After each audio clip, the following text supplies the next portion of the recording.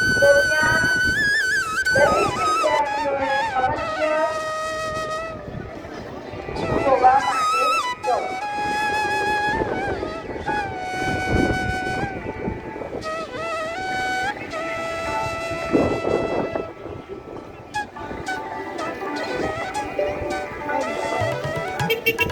મુખ્ય ચોકમાં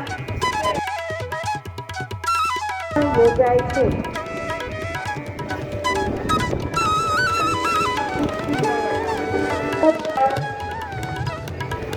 ગંગા આરતીનો લાભ લેવા વિનંતી છે.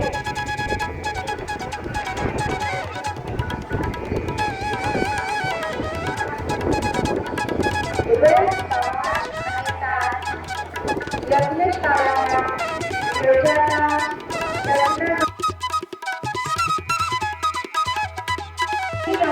ચાલુ છે તે જોવા માટે આપ સૌ જઈ શકો છો.